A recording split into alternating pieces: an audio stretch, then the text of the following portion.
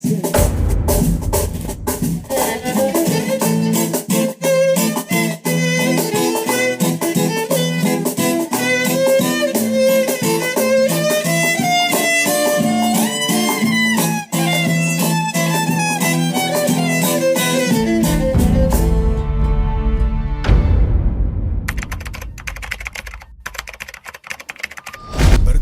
dua wangsa. Catatan awal yang merekam tentang Nusantara didapat dari Tiongkok, di mana Fahien, seorang pendeta dari Tiongkok, mengunjungi Pulau Jawa dalam perjalanannya ke India antara tahun 399 sampai 414 Masehi.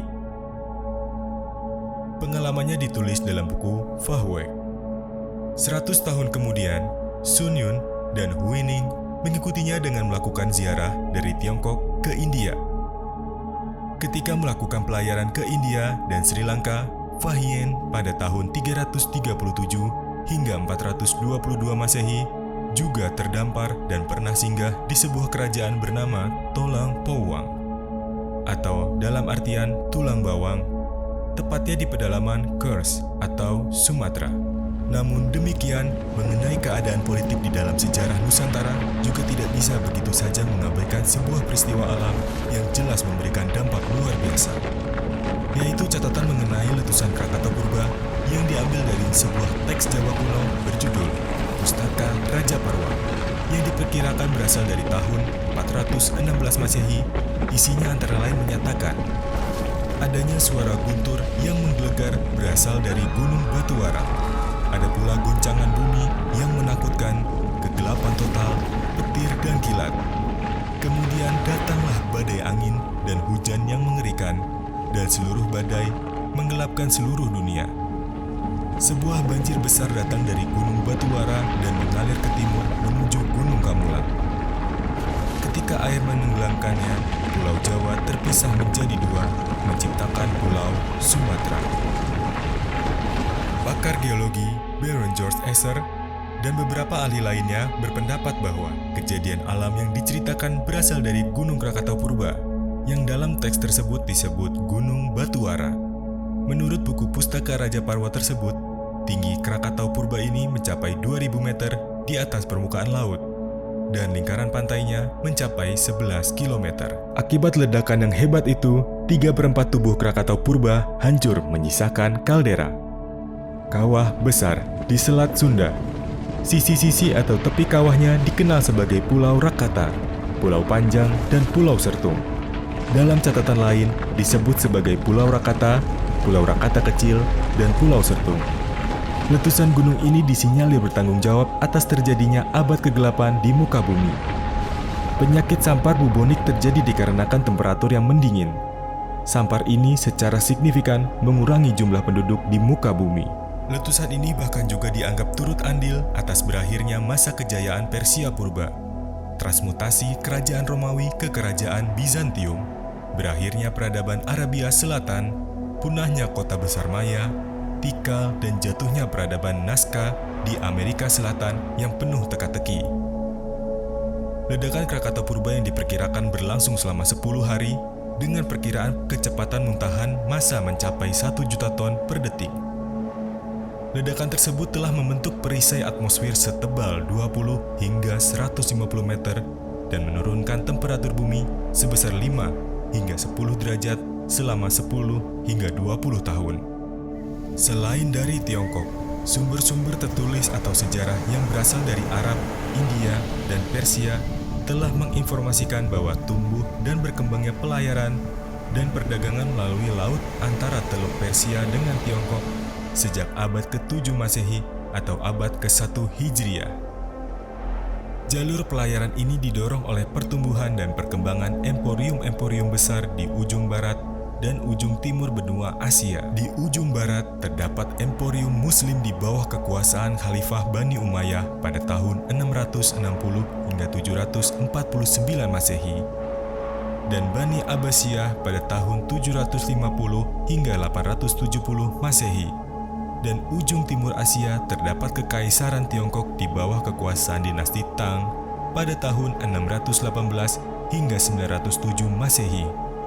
Namun demikian, di Indonesia sendiri nyaris tidak terekspos apa yang semestinya dapat digali dari emporium besar Muawiyah dan Abbasiyah di masa kejayaannya, yang tentu memiliki hubungan dengan Nusantara sebagai penghasil rempah paling utama di zaman itu di dunia.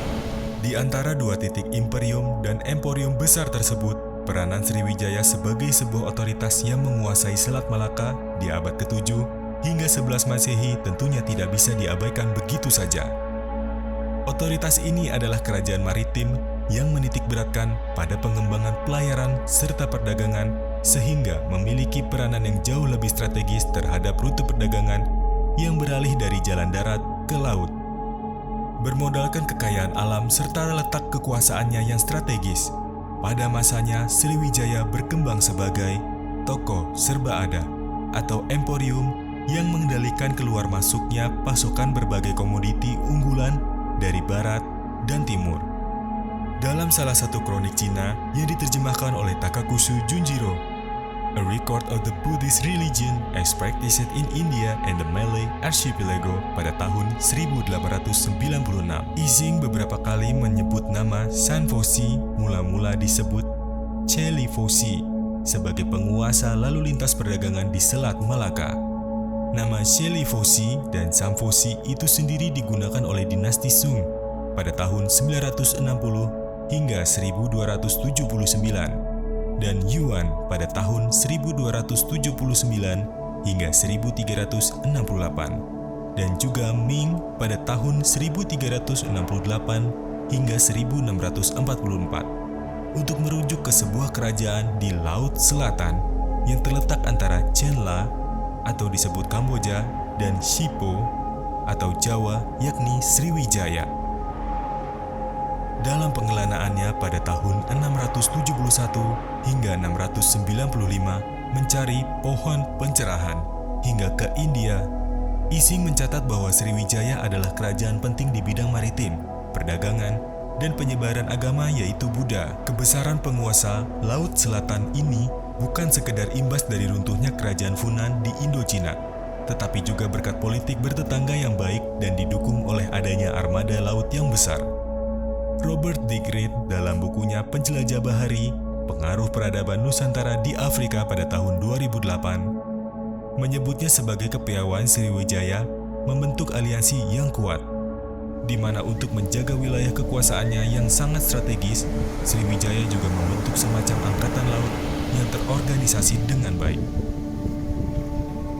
Mengutip Oliver William Walters, Digreed menambahkan, dari ibu kotanya Palembang di tepi Sungai Musi, tampaknya Sriwijaya telah membangun angkatan laut kerajaan yang terdiri dari para pelaut nomaden. Pada akhir abad ke-7, angkatan laut tersebut telah mendominasi jalur perniagaan laut melalui Asia Tenggara. Bahkan menjelang akhir masa kejayaannya setelah diserang oleh Chola pun, kronik Cina dari dinasti Yuan dan Ming masih mengakui eksistensi Sriwijaya sebagai penguasa lalu lintas perdagangan di Laut Selatan. Pelabuhannya memakai rantai besi, ibu kotanya terletak di tepi air atau sungai, dan penduduknya terpencar di luar kota atau tinggal di atas rakit-rakit yang beratap ilalang. Demikian antara lain laporan Chow Jukua, pengelana laut lainnya dari Cina, tentang Sriwijaya pada tahun 1225 Masehi. Wilayah kekuasaan Sriwijaya tak hanya terbatas di jalur lalu lintas perdagangan di Selat Malaka dan Laut Jawa. Sebagai penguasa Laut Nusantara, oleh sebagian peneliti, Sriwijaya diyakini pula telah berhasil menanamkan pengaruhnya hingga ke Madagaskar. Gabriel Ferran dalam Lompia Sumatrana Sriwijaya bahkan menyimpulkan bahwa nenek moyang bangsa Malagasy adalah orang-orang yang datang dari Sriwijaya. Sebab, kata Ferran, hanya Sriwijaya yang memiliki pengetahuan kelautan yang handal untuk dapat mencapai Madagaskar. Sebagai tinjauan atas adanya informasi-informasi tersebut, setidak-tidaknya dapat dipahami bahwa Sriwijaya dengan kapal-kapalnya telah memainkan peran signifikan dalam perdagangan global. Mang Win memperkirakan armada laut Sriwijaya yang dipakai baik sebagai kekuatan militer maupun berniaga mampu mengangkut barang 450 hingga 650 ton. Bahkan dalam perkembangan berikutnya, Dengan panjang kapal mencapai 60 meter, daya angkutnya pun bertambah hingga 1.000 ton.